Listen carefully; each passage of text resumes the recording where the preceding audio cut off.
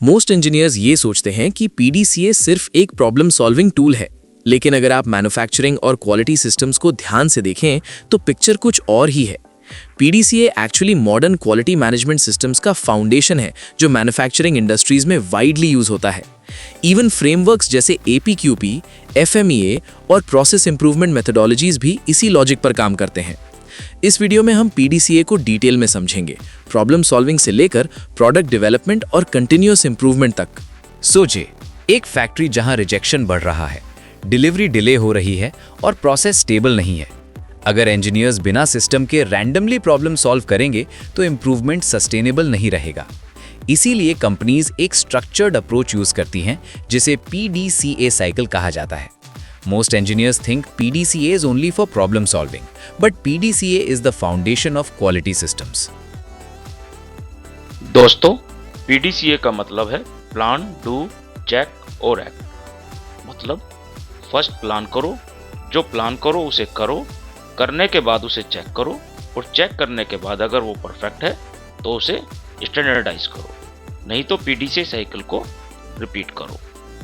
PDCA cycle को famous quality expert William Edward Deming ने popular किया था, इसलिए इसको डेमिंग साइकिल भी कहा जाता है।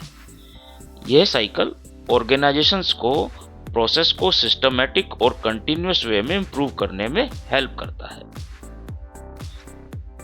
दोस्तों, PDCA सिर्फ प्रॉब्लम सॉल्विंग तक लिमिटेड नहीं हो, ये एक्चुअली क्वालिटी मैनेजमेंट सिस्टम का फाउंडेशन है। ISO और ऑटोमोटिव स्टैंडर्ड जैसे IATF 16949 भी इसी लॉजिक पर, इसी अप्रोच पर काम करते हैं। ऑडिट्स, प्रोसेस इंप्रूवमेंट्स और प्रोडक्ट डेवलपमेंट में PDCA का स्ट्रक्चर क्लियरली दिखाई देता है। प्रोडक्ट डेवलपमेंट के APQP के सभी फेज PDCA साइकिल पर ही बेस होते हैं। दोस्तों, PDCA का पहला स्टेज है प्लान।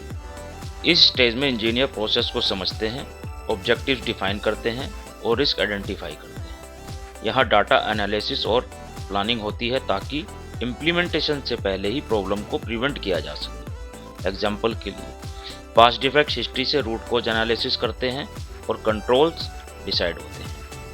प्रोसेस फ्लो डायग्राम बनाते हैं और FMEA और रिस्क असेसमेंट करते हैं। चाहे हम APQP कर रहे हैं, चाहे हम QMS सिस्टम डिजाइन कर रहे हैं, चाहे हम 8D एनालिसिस कर रहे हैं, सभी में प्लान, PDCA का प्लान सबसे इंपॉर्टेंट फेज होता है। दोस्तों, आइए अब जानते हैं PDCA का APQP, 8D और IATF सिस्टम से क्या कोरिलेशन है। ऑटोमोटिव इंडस्ट्री में प्रोडक्ट डेवलपमेंट के लिए APQP advance product quality planning का यूज किया जाता है। APQP के 5 फेजेस में से इनिशियल 2 फेज एक्चुअली PDCA का प्लान स्टेज को रिप्रेजेंट करते हैं। पहला फेज होता है प्लान एंड डिफाइंड प्रोग्राम। इस स्टेज में कस्टमर रिक्वायरमेंट्स को समझा जाता है, प्रोजेक्ट गोल डिफाइन किया जाता है और इनिशियल रिस्क असेसमेंट किया जाता है। सिंपल वर्ड्स में ये स्टेज इंश्योर करती है कि प्रोजेक्ट स्टार्ट होने से पहले क्लियर डायरेक्शन और प्लानिंग हो। दूसरा फेज होता है प्रोडक्ट डिजाइन एंड डेवलप। इस स्टेज में प्रोडक्ट डिजाइन डेवलप किया जाता है और पोटेंशियल रिस्क आइडेंटिफाई किया जाता है। यहाँ टूल जैसे डिजाइन FMEA और डिजाइन वेरिफिकेशन यूज किए जाते हैं ताकि प्रोडक्ट फ्यूचर में रिलायबल हो। इसलिए अगर PDCA और APQP को कंपेयर करें तो APQP के फर्स्ट 2 फेज PDCA के प्लान स्टेज को रिप्रेजेंट करते हैं, जहां फोकस होता है प्रॉपर प्लानिंग, रिस्क आइडेंटिफिकेशन और प्रॉब्लम प्रिवेंशन। अगर हम PDCA साइकिल के प्लान फेज को देखें तो इसका मेन ऑब्जेक्टिव होता है प्रॉब्लम को क्लियरली अंडरस्टैंड करना और सॉल्यूशन के लिए प्रॉपर प्लानिंग करना।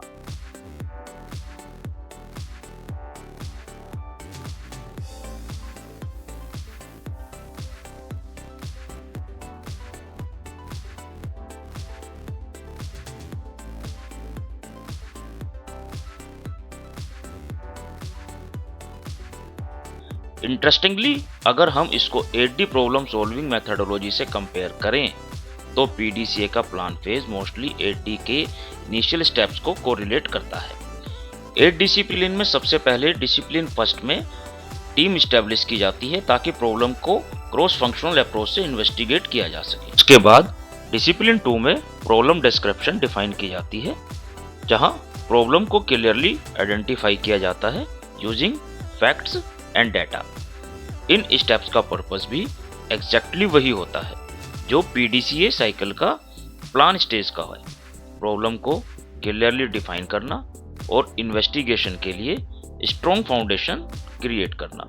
कभी कभी डिसिप्लिन 3 कंटेनमेंट एक्शन भी इसी प्लानिंग फेज का पार्ट बन जाता है ताकि प्रॉब्लम का इमीडिएट इम्पैक्ट कंट्रोल किया जा सके जब तक कि रूट कॉज आइडेंटिफाई नहीं हो जाता।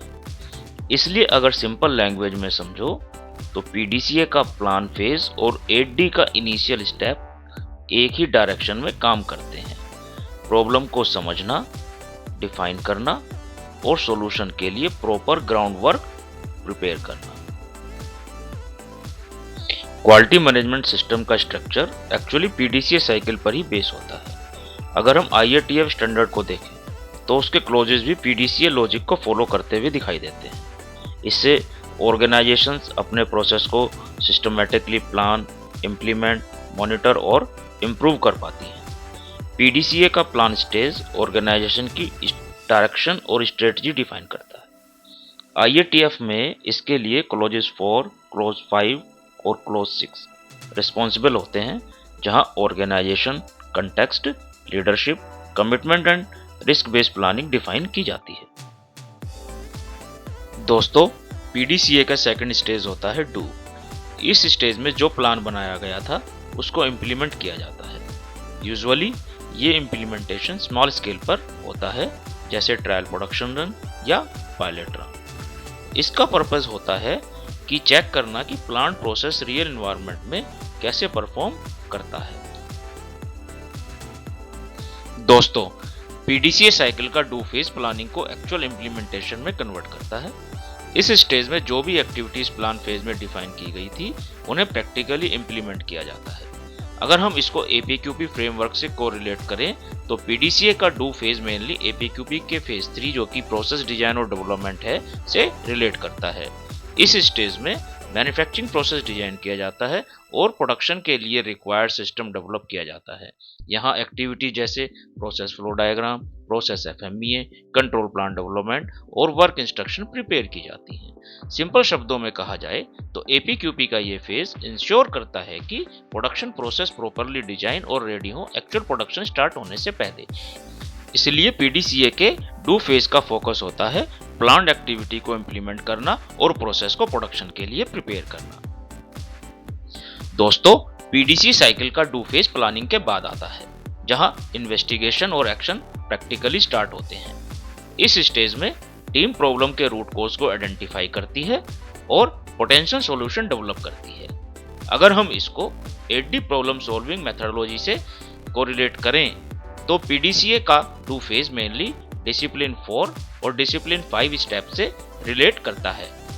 डिसिप्लिन 4 में रूट कॉज एनालिसिस किया जाता है, जहां डिफरेंट टूल जैसे 5 Why एनालिसिस, फिशबोन डायग्राम और डाटा एनालिसिस का यूज करके प्रॉब्लम का एक्चुअल कॉज आइडेंटिफाई किया जाता है। उसके बाद डिसिप्लिन 5 में करेक्टिव एक्शन डेवलप और सेलेक्ट किए जाते हैं, जो आइडेंटिफाइड रूट कॉज को एलिमिनेट करने के लिए डिजाइन किए जाते हैं। सिंपल शब्दों में कहा जाए तो पीडीसीए का डू फेज इन्वेस्टिगेशन और सॉल्यूशन डेवलपमेंट का स्टेज होता है, जो 8D के रूट कॉज आइडेंटिफिकेशन और करेक्टिव एक्शन प्लानिंग स्टेप्स से क्लोजली कनेक्टेड होता है। दोस्तों, 8D को डिटेल में समझने के लिए देखिए हमारा video 8D problem solving case study, जिसमें हमने रियल एग्जांपल के साथ 8D को एक्सप्लेन किया है। दोस्तों, जैसे हमने देखा कि पीडीसीए साइकिल का डू फेज वो स्टेज होता है जहां प्लानिंग को एक्चुअल इंप्लीमेंटेशन में कन्वर्ट किया जाता है। इस स्टेज में ऑर्गेनाइजेशंस अपनी प्लान प्रोसेसेस को इंप्लीमेंट करती हैं और इंश्योर करती हैं कि रिक्वायर्ड रिसोर्सेज और control available.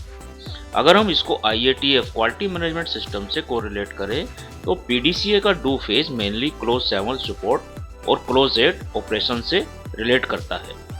Close 7 support ensure करता है कि ऑर्गेनाइजेशन के पास required resources, competent peoples, infrastructure और डॉक्यूमेंटेड इंफॉर्मेशन अवेलेबल हो। उसके बाद क्लोज 8 ऑपरेशन में एक्चुअल ऑपरेशनल प्रोसेस इंप्लीमेंट किया जाता है, जिसमें प्रोडक्ट रियलाइजेशन, प्रोडक्ट कंट्रोल और प्रोसेस मैनेजमेंट एक्टिविटी इंक्लूड होती है। सिंपल शब्दों में कहा जाए तो पीडीसीए के डू फेज का फोकस होता है प्लांट प्रोसेस को इफेक्टिवली एग्जीक्यूट करना, और आईटीएफ के क्लोज 7 और क्लोज 8 इसी इम्प्लीमेंटेशन स्टेज को कवर करते हैं। दोस्तों, अब जब प्रोसेस डिजाइन हो चुका है तो अब बारी आती है प्रोसेस को वेरीफाई करने की कि ये प्रोसेस एक्चुअल में स्टेबल और कैपेबल है या नहीं। यही स्टेज कहलाती है पीडीसीए की थर्ड स्टेज, चेक। यहाँ इंजीनियर्स डाटा के थ्रू रिजल्ट्स वेरीफाई करते हैं, इंस्पेक्शन रिपोर्ट्स बनाते हैं, एसपीसी स्टडी करते हैं और प्रोसेस कैपेबिलिटीज स्टडी करते हैं। इन स्टडीज से पता चलता है कि प्रोसेस स्टेबल है या नहीं। अगर रिजल्ट एक्सपेक्टेड नहीं आते तो इम्प्रूवमेंट्स की जरूरत होती है।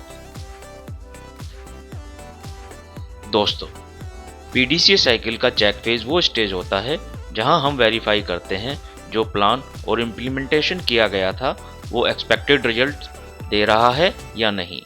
इस फेज में हमारा फोकस होता है प्रोसेस और प्रोडक्ट परफॉर्मेंस को इवेल्युएट करने पर। अगर हम इसको एपीक्यूपी फ्रेमवर्क से कोरिलेट करें तो पीडीसीए का चेक फेज मेनली एपीक्यूपी के phase 4 product and process validation से रिलेट करता है। इस स्टेज में ऑर्गेनाइजेशन इंश्योर करती है कि डेवलप्ड प्रोसेस कस्टमर रिक्वायरमेंट को कंसिस्टेंटली मीट कर सकता है या नहीं। यहाँ एक्टिविटीज जैसे trial production run, capability studies, product inspection और मेजरमेंट सिस्टम वेरिफिकेशन परफॉर्म किया जाता है।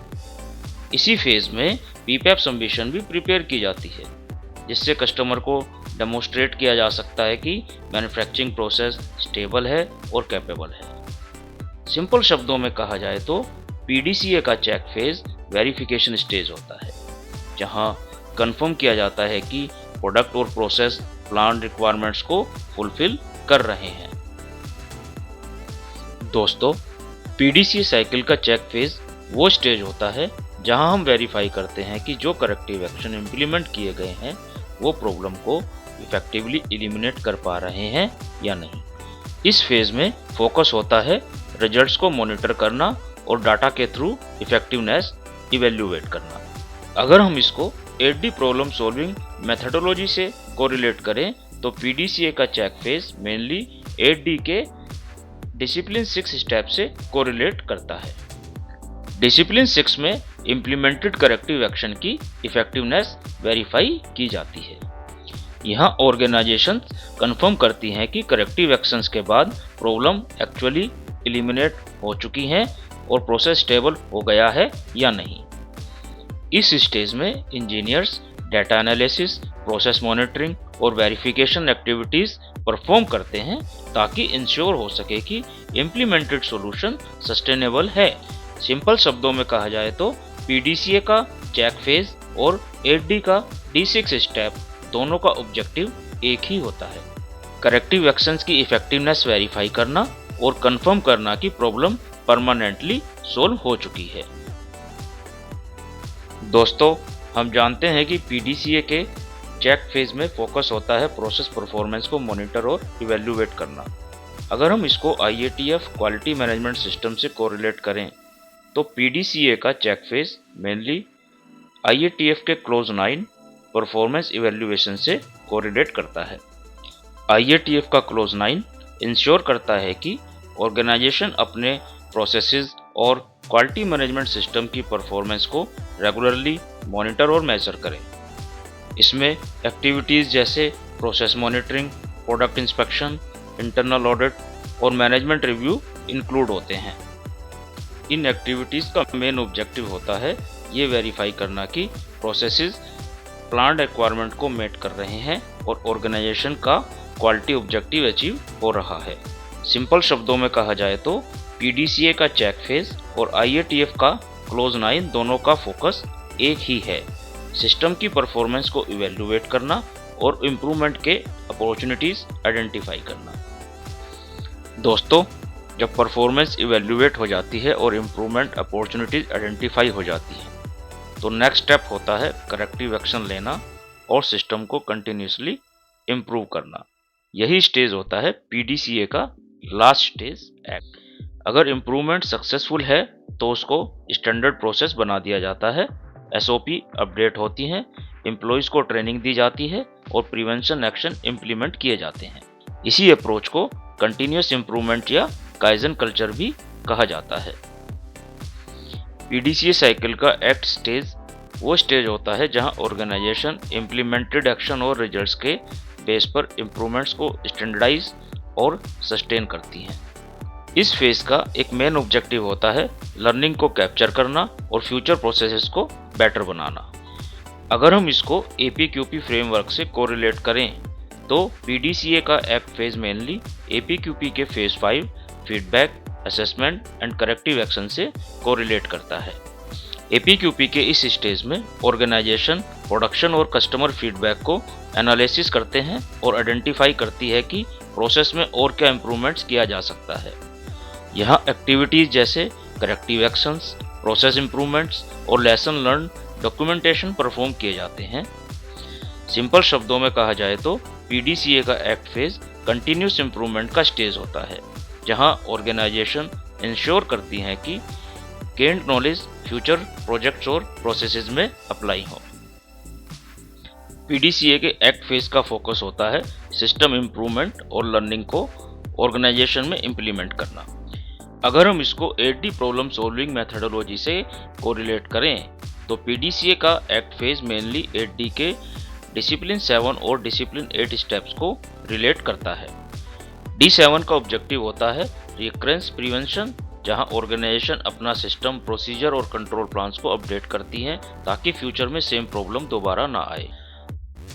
उसके बाद 8D स्टेज में टीम को रिकॉग्नाइज किया जाता है और लेसन लर्न डॉक्यूमेंटेड किए जाते हैं ताकि फ्यूचर प्रोजेक्ट और प्रोसेसेस में उन लर्निंग को अप्लाई किया जा सके। सिंपल शब्दों में कहा जाए तो PDCA का एक्ट फेज और 8D का फाइनल स्टेप दोनों का ऑब्जेक्टिव एक ही है, इम्प्रूवमेंट्स को स्टैंडर्डाइज करना, सिस्टम को अपडेट करना और ऑर्गेनाइजेशन में कंटिन्यूस इम्प्रूवमेंट कल्चर को बिल्ड करना।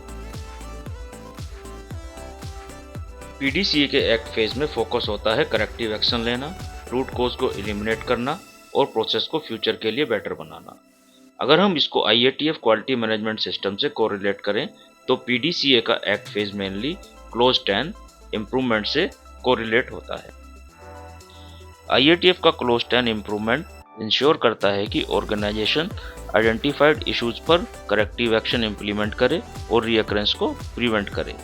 इस क्लोज के अंदर एक्टिविटीज जैसे करेक्टिव एक्शन, प्रॉब्लम सॉल्विंग और कंटिन्यूस इम्प्रूवमेंट इनिशिएटिव्स परफॉर्म किए जाते हैं। सिंपल शब्दों में कहें तो PDCA का एक्ट फेज और IATF का क्लोज 10 दोनों एक ही ऑब्जेक्टिव पर काम करते हैं, सिस्टम को कंटिन्यूसली इम्प्रूव करना और ऑर्गेनाइजेशन की ओवरऑल परफॉर्मेंस को बेटर बनाना।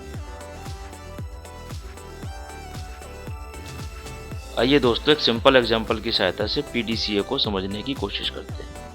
मान लीजिए असेंबली लाइन में एक रिजेक्शन 5% आ रही है। प्लान स्टेज में इंजीनियर रूट कोज एनालिसिस करते हैं और पता चलता है कि टॉर्क सेटिंग इनकरेक्ट है। टॉर्क सेटिंग को चेंज करना डिसाइड किया जाता है, यानी कि प्लान किया जाता है।